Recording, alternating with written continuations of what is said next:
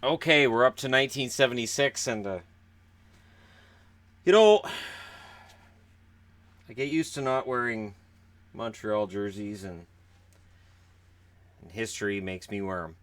Um, this is, though, honestly, the start of an amazing run by the Montreal Canadiens.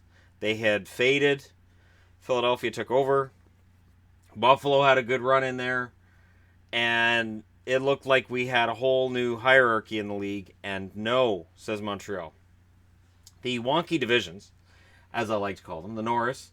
Montreal leads that 58, 11, and 11, followed by LA at 38, 33, and 9, followed by Pittsburgh at 35, 33, and 12. Outside the playoffs, Detroit 26, 44, and 10, and the Capitals with 11 wins that year, 59 losses and 10 ties. Interestingly enough, 23 wins between Kansas City and Washington that year, the same total they had the year before. The Adams division, Boston leads that at 48, 15, and 17, followed by Buffalo at 46, 21, and 13, Toronto 34, 31, and 15. California Seals again nowhere near the playoffs, 27, 42, and 11, and they're pretty much done at this stage of the game. Um, and it's too bad because again, if you've been watching over the last week, California hasn't had a good team. They've never made it to 500.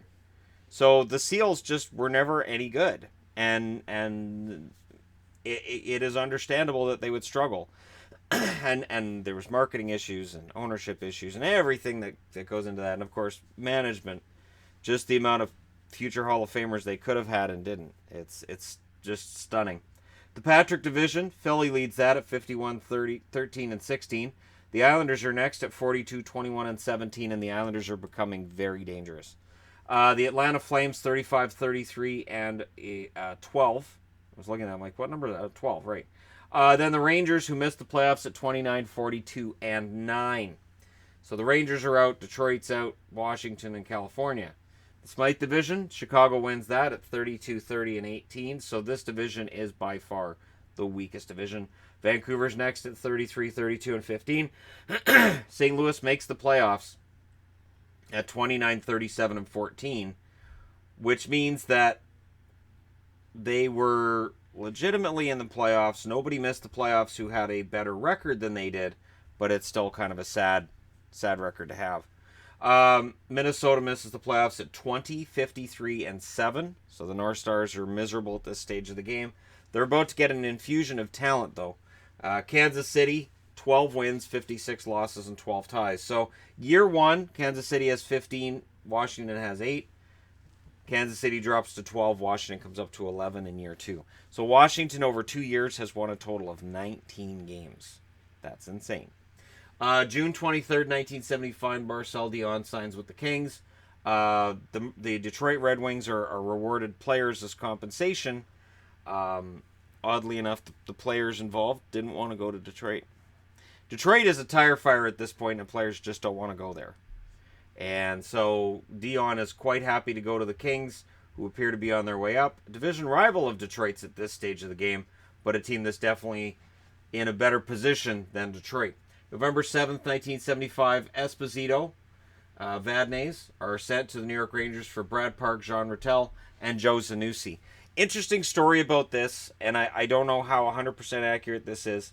Don Cherry went to Tony Esposito to tell, or Phil Esposito, to tell him he'd been traded to the Rangers. And, sits him down and, with the other players and like, Phil, we got to talk. You've been traded. And he said, if it's to the Rangers, I'm going to jump out that window. And Cherry turned to one of the other players and said, you better go close the window. And I mean, look where the Rangers are in the standings. The Rangers and the Bruins had a very heated rivalry at this stage. Very unusual to see them trading such big players with one another, but it works out pretty well for Boston in the end. 1975, October 26th of 75, the Sabres start the season with 8 straight wins, which is a record at the time. February 7th, 1976, Darryl Sittler. This is when he sets his record of 10 points in a game versus Boston. And it is a long, dark night for Boston. And, rough night for their goalie, but that's a whole other story.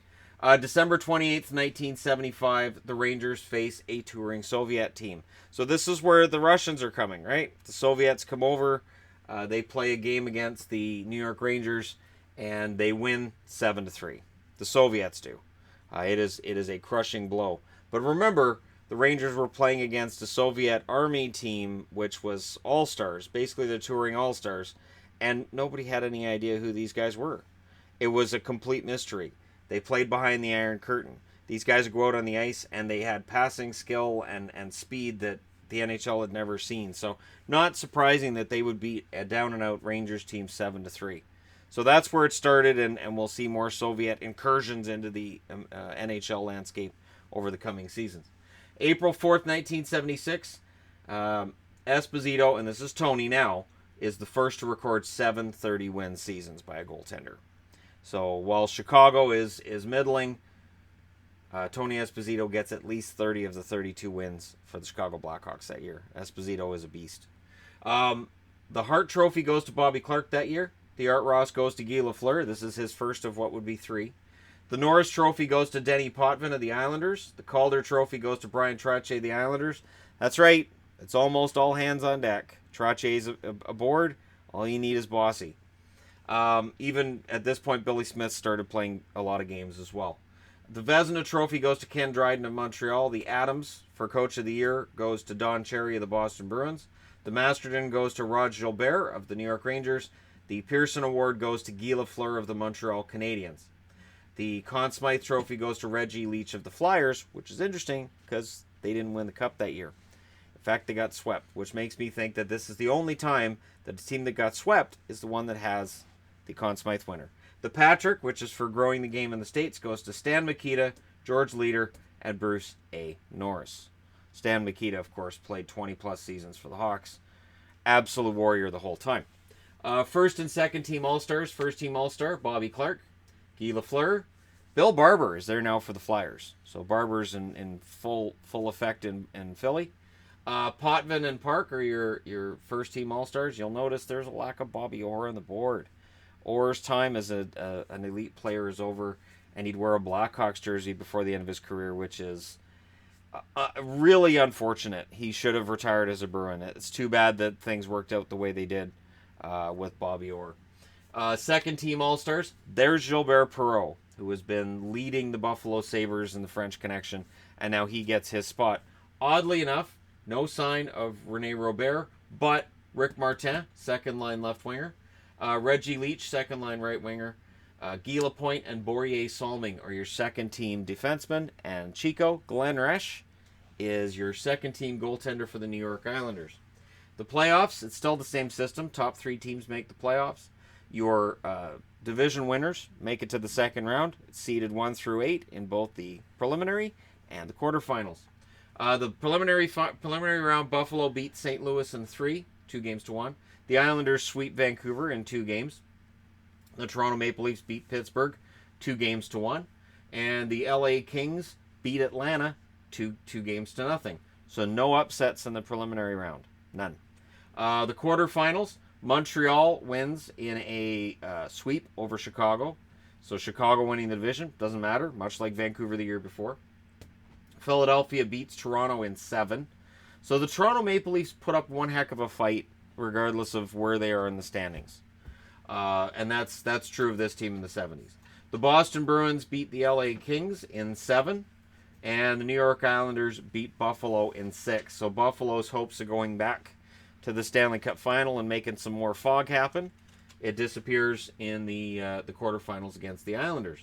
So the Islanders are in the semifinal, and they get knocked out by Montreal in 5. But, again, the Islanders are taking it one step at a time, and they're close. The Philadelphia Flyers beat Boston in 5. So, again, Boston, excellent regular season. In the playoffs, Philly able to handle them and take them out. In said Stanley Cup final, as I stated, it is a sweep. Montreal wins 4-3, 2-1, 3-2, and 5-3. So only one game is by more than a goal. But Montreal sweeps it. The fact that Leach gets your Conn Smythe Award is fantastic. Leach had 19 goals. I'm pretty sure that's still a record now in the playoffs. Assists, Potvin and Clarke tied with 14. Reggie Leach gets the points lead with 24. Ken Dryden leads for wins with 12. I didn't have a second place guy because the second place was, I think, was Wayne Thomas of the Leafs with 5. So the Islanders split their starts. The Flyers are splitting their starts between goaltenders.